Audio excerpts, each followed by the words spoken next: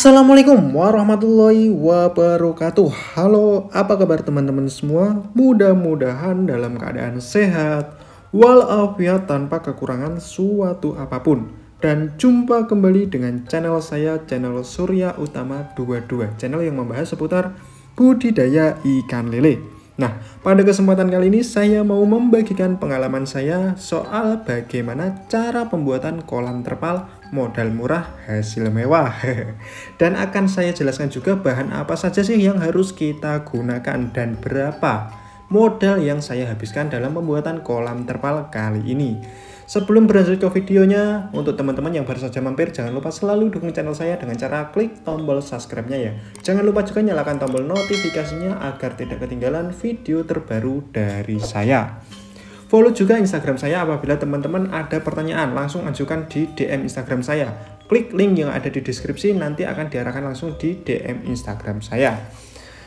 Untuk yang pertama-tama kita bahas mulai dari rangkanya ya. Di sini saya menggunakan rangka kayu reng. Dan setiap sudutnya saya kunci seperti ini ya, agar tidak mekar ya. Nah, kayu reng ini saya menghabiskan panjang 35 meter kalau diluruskan, termasuk tiang dan bagian atasnya ini ya. Ini saya menghabiskan 35 meter. Untuk biayanya saya menghabiskan uang 100.000 untuk membeli kayu ini. Saya membuat 3 kolam pada kesempatan kali ini. Saya membuat 3 kolam ukuran 160 cm x 220 cm. Ini adalah setelah kita membuat rangka kolamnya, kita harus tarik menggunakan benang dari sudut ke sudut agar kita bisa menemukan titik tengahnya. Kita harus membuat lubang pembuangan air kolam itu tepat berada di tengah. Ini ada fungsinya juga seperti ini. Setelah kita mendapat lubang tengahnya, kita itu tanam pipa pembuangan seperti ini ya. Saya menggunakan pipa 2N untuk ukuran kolam segitu. Setelah ditanam lalu kita kubur lagi. Kita kubur lagi dan dirapikan kembali. Kita tanam saja pipanya. Seperti ini ya. Seperti gambar inilah buat gambaran teman-teman. Nah, untuk bahan dindingnya di sini saya menggunakan kalsibut. Kenapa kalsibut, Mas? Nah, di sini menurut saya ini lebih rapi dan juga lebih murah tentunya. Di sini saya membuat dinding dari kalsibut menghabiskan 3 lembar karena satu lembarnya itu saya potong menjadi 3 lembar. Jadi lebarnya 40 cm. Kalau lebar utuh itu 120 cm, saya potong jadi 3, jadi dapat 40 cm. Jadi tinggi kolam saya tadi adalah 40 cm. Untuk cara motongnya gimana, Was? Nah, ini gampang sekali. Kalau teman-teman yang nggak tahu pasti gerinda. Nah, cukup seperti ini. Kita beri garis dulu menggunakan gergaji seperti ini, pakai ujung gergaji. Yang penting kita ada penggaris ya. Di sini saya penggarisnya menggunakan potongan kalsibut juga.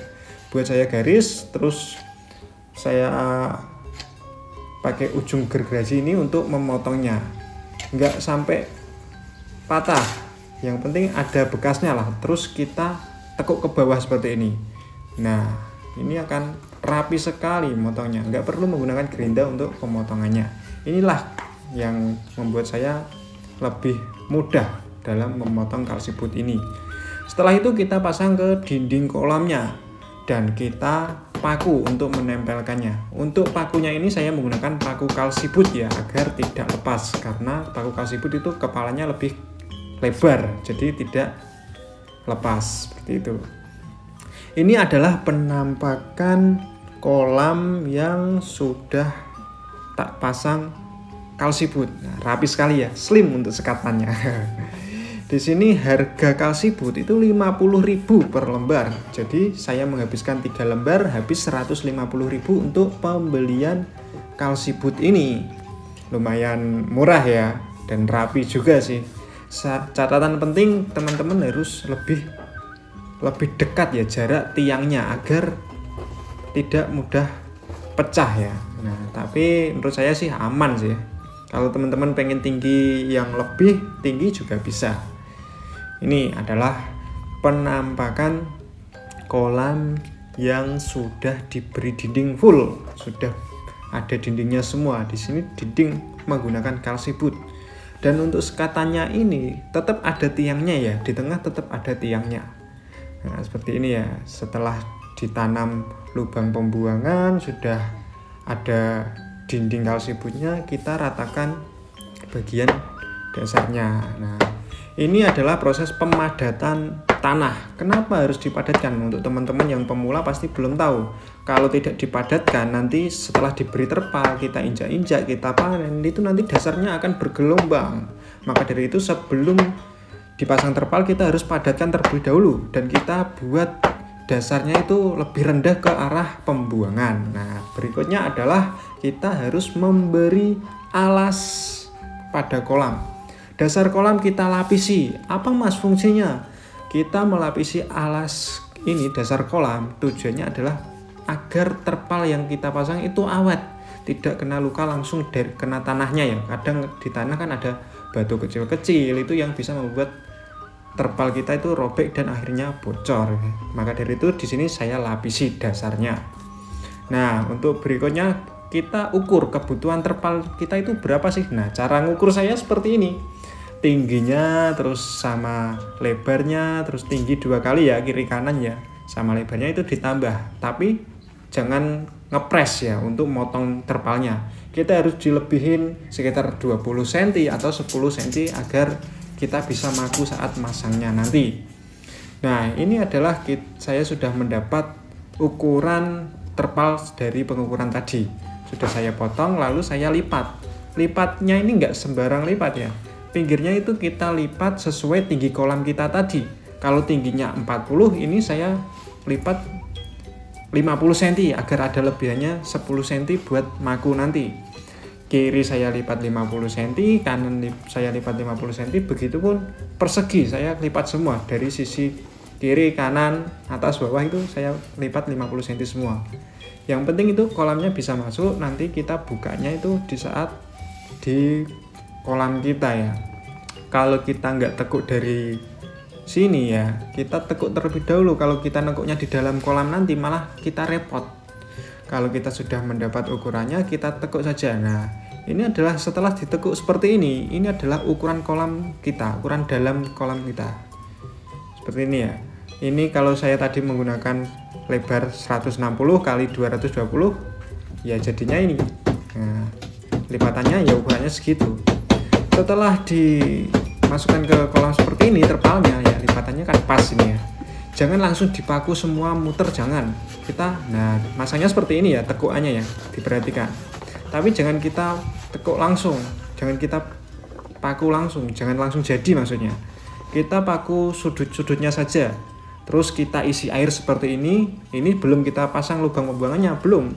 Kita isi air ini tujuannya apa? Agar bisa rapi. Setelah penuh kita paku keliling muter, itu bisa rapi. Setelah ada airnya penuh tuh. Nah, setelah 1 hari ini saya lubangin tepat di lubang pembuangannya agar airnya bisa surut. Lalu kita bisa ngeklaim ini ya. Ini adalah lubang pembuangannya. Bagaimana caranya mas? Sudah ada pada konten saya sebelumnya, bisa teman-teman cari cara membuat lubang pembuangan air kolam terpal. Ada kontennya, itu di sana jelas sekali saya jelaskan kemarin ya.